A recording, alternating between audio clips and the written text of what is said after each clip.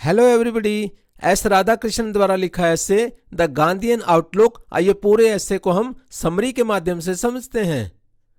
The ऐसे offers A comprehensive view of Mahatma Gandhi's philosophies and principles. यहाँ इस ऐसे में हम महात्मा गांधी की जो सोच थी या उनके जो सिद्धांत थे उनको हम ढंग से समझते हैं, जिसमें हाईलाइट किया गया है how his religious perspective and actions, किस तरीके से उनका धार्मिक दृष्टिकोण और उनके जो कार्य थे shaped both India and the broader world, जिसने इंडिया को और वर्ल्ड को लार्ज लेवल पे shape the. Let's understand in the summary form. आइए समरी फॉर्म में उन सारी चीजों को समझने की कोशिश करते हैं। Gandhi ji as a universal religious figure. Mahatma Gandhi एक सार्वभौमिक धार्मिक व्यक्ति थे। The essay opens by portraying Gandhi as a deeply religious man whose spirituality transcended specific religious boundaries। Mahatma Gandhi वास्तव में एक ऐसे धार्मिक व्यक्ति थे जो धर्म की बाउंड्री से ऊपर उठे हुए थे। उनको हम स्पिरिचुअल कह सकते हैं, आध्यात्मिक। It emphasizes that his true religiosity allowed him to rise above group loyalties। वो ऐसे सच्चे धर्म वाले व्यक्ति थे जो ग्रुप की लॉयल्टी से ऊपर उठे हुए थे। Making him a universal figure who embodied the theoretical implications of various religions। जो अलग अलग धर्मों में जो सिद्धांत लिखे हुए हैं, थियरीज जो लिखी हुई हैं, उन सारों को अडॉप्ट करते हुए वो वास्तव में एक यूनिवर्सल सार्वभौमिक फिगर बन गए। Implementation of religious ideals. Mahatma Gandhi ने जो धार्मिक आदर्श थे उनकी इम्प्लीमेंटेशन भी की, मीन्स अपने जीवन में लागू किया। Gandhi ji is commitment to the ideals of different religions, Hinduism, Buddhism, Christianity and Islam is underscored. उन्होंने हर धर्म को पूरी वैल्यू दी, हर धर्म के प्रति वो पूरी तरीके से कमिटेड रहे। The essay details how he brought to life concepts like fearlessness, love, wisdom, truth and unity which are central to these religions. इन सभी धर्मों में जो सेंट्रल है वो है लीडर होना, प्रेम के साथ रहना, ज्ञान प्राप्ति करना, सत्य का साथ देना, एकजुट होकर रहना। तो इस तरीके से सभी धर्मों का जो सार है वास्तव में महात्मा गांधी ने अपने जीवन में अपनाया। Practical application of ideals in A complex world. इस जटिल दुनिया के अंदर हमें अपने आइडियल्स को प्रैक्टिकली अप्लाई करना होगा। Gandhi ji significant contribution according to Radhakrishnan was his ability to incarnate ideals such as truth and love in a world rife with narrow loyalties and artificial distinctions. यहाँ इस संसार में जहां पर नैरो लॉयल्टीज हैं, संकीर्णता है, और जो कृत्रिम तरीके से हमने डिस्टिंक्शंस की हुई हैं, भेदभाव किया हुआ है, तो वो कहने लगे कि हमें अपने आइडियल्स को अपनाना है और ट्रूथ और लव जैसी चीजों को लागू करना है। He practised what he preached, thus setting himself apart from those who only discuss these ideals। महात्मा गांधी ने अपने जीवन में जो उन्होंने कहा वो किया भी, प्रैक्टिस्ड व्हाट ही प्रीच्ड, और जहां तक दूसरे लोगों की बात है वो सिर्फ डिस्कस करते हैं, अपने जीवन में उसको लागू नहीं करते। Decision making process and self introspection. एक तो निर्णय लेने की प्रक्रिया और आत्मनिरीक्षण। The essay describes Gandhiji's meticulous approach to decision making. वो डिसीजन मेकिंग जब भी करते थे बहुत ही ध्यान से इसको अप्रोच करते थे। ही एंगेज्ड इन डीप इंट्रोस्पेक्शन। वो पूरी गहराई से इसका आत्मनिरीक्षण करते थे, कई बार फास्टिंग रखते थे, कई बार प्रेयर करते थे। And thoroughly considered his options. जो भी उनके पास विकल्प होते थे उनको पूरे डिटेल में कंसिडर करते थे before choosing a course of action that aligned with his principles. जो भी उनके सिद्धांतों के साथ जो भी एक्शन मैच करता था उसी को ही वो अपने जीवन में लागू करते थे। Internationalism over narrow nationalism. संकीर्ण राष्ट्रीयता से ऊपर अंतर्राष्ट्रीयता। Gandhi ji's involvement in India's freedom struggle is portrayed as a part of his broader mission to demonstrate the effectiveness of non violence globally. Mahatma Gandhi कहते हैं कि मेरी इन्वॉल्वमेंट इंडिया के फ्रीडम स्ट्रगल में है और यहाँ पर मैं डेमोन्स्ट्रेट करना चाहता हूँ कि जो नॉन वायलेंस का तरीका है वो काफ़ी इफेक्टिव तरीका है और इसको ग्लोबल लेवल पर भी इम्प्लीमेंट किया जा सकता है।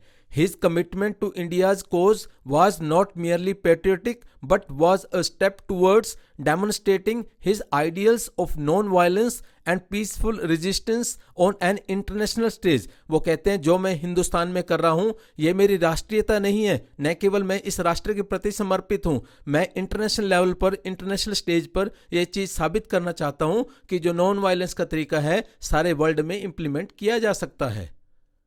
Universal brotherhood and conflict resolution, सार्वभौमिक भाईचारा और संघर्ष का समाधान। The essay highlights Gandhiji's emphasis on universal brotherhood even in conflict like with the English during India struggle for independence. जैसे इंडिया इंडिपेंडेंस के लिए स्ट्रगल कर रहा था ब्रिटिशर से, ही advocated for understanding and loving the opponent. वो कहते हैं कि जो हमारे ओपोनेंट अंग्रेज हैं उनसे हमें अंडरस्टैंडिंग डेवलप करनी है, उनको भी हमने लव करना है, वो हालांकि हमारे ओपोनेंट हैं। Rather than coming to hated, हमें उनसे घृणा नहीं करनी।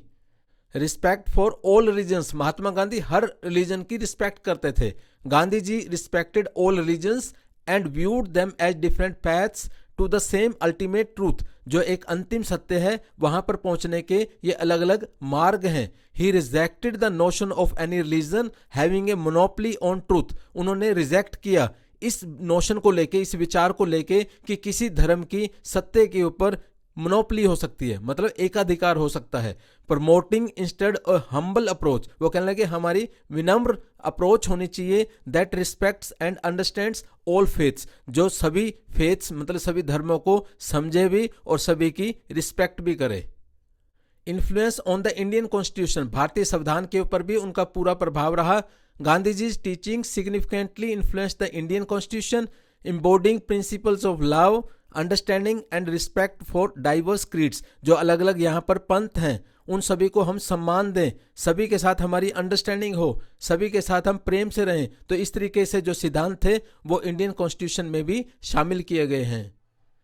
Global uncertainty and the need for clear goals, Mahatma Gandhi कहने लगे जो अनिश्चितता है ग्लोबल लेवल पर और हमें क्लियर गोल्स सेट करने होंगे। The essay reflects on the contemporary world's uncertainty and fear, suggesting that these stem from a lack of clear goals and a hunger for truth and universal brotherhood। वो कहने लगे कि एक तो हमें सार्वभौमिक भाईचारे की जरूरत है, हमें सत्य को अपनाने की जरूरत है, हमारे पास क्लियर गोल्स नहीं है। तो उन्होंने सजेस्ट किया कि यहाँ पर जो इतनी अनिश्चितता है या भय का माहौल है तो ये सारा दूर किया जा सकता है जब हमारे पास क्लियर गोल्स होंगे। World citizenship and subordination of national loyalties, हमारे पास विश्व नागरिकता होनी चाहिए और जहां तक हमारी राष्ट्रीय निष्ठा या लॉयल्टी की बात है वो विश्व नागरिकता के अधीनस्थ होनी चाहिए। Radha Krishnan emphasises the need to educate the youth in the spirit of world citizenship where national loyalties are subordinate to a broader loyalty to humanity. जो हमारी नेशनल लॉयल्टीज हैं वो विश्व नागरिकता के अधीनस्थ होनी चाहिए और ये कहते हैं कि ये ब्रॉडर लेवल है क्योंकि ये ब्रॉडर लॉयल्टी होनी चाहिए, क्योंकि ये लॉयल्टी ह्यूमैनिटी के प्रति होगी, इसलिए हमें विश्व नागरिक बनने की सोचनी चाहिए।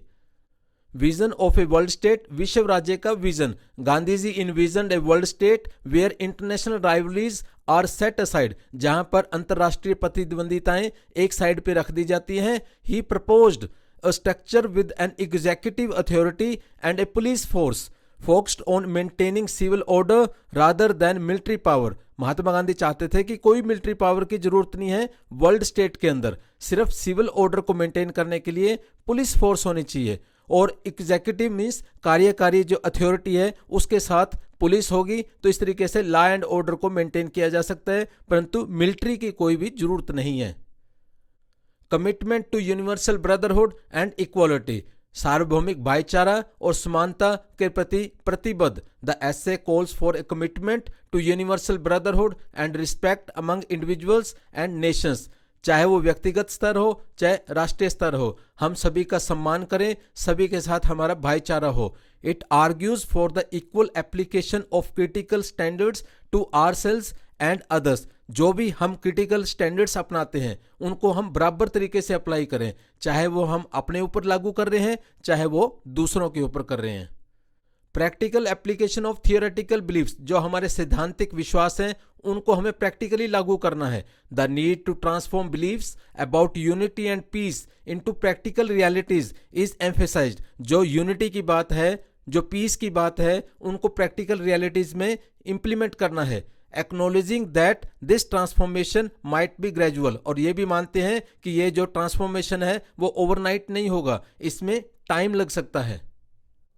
Necessity of a world organisation, एक वर्ल्ड ऑर्गेनाइजेशन की जरूरत है। Gandhi ji's views on the necessity of global organisations like a world court, police and bank to maintain order and resolve disputes non violently are discussed. Mahatma Gandhi कहते हैं कि हमें जरूरत है ग्लोबल लेवल पर वर्ल्ड कोर्ट की, पुलिस की या बैंक की, वहां पर ऑर्डर मेंटेन करने के लिए, और जो भी हमारे डिस्प्यूट्स होते हैं उनको अहिंसात्मक तरीके से निपटाने के लिए। तो इस तरीके से ग्लोबल लेवल पर ऑर्गेनाइजेशंस होनी चाहिए।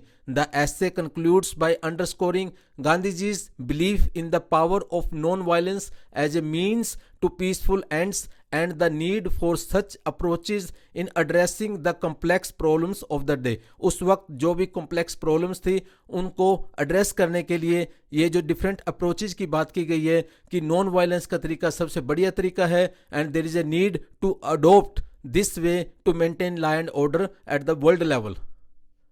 The essay thus presents Gandhiji not only as a national leader but as a visionary thinker whose principles if implemented could lead to a more harmonious and peaceful world। तो इस तरीके से राधा कृष्णन हमें बताते हैं इस ऐसे के माध्यम से कि महात्मा गांधी न केवल एक राष्ट्रीय लीडर थे, वो एक दूरदर्शी विचारक थे। whose principles, अगर उनके सिद्धांतों को लागू किया जाता है, could lead to a more harmonious and peaceful world, जो हमारा संसार है वो बहुत ही सामंजस्यपूर्ण और शांतिपूर्ण बन जाएगा। Thank you.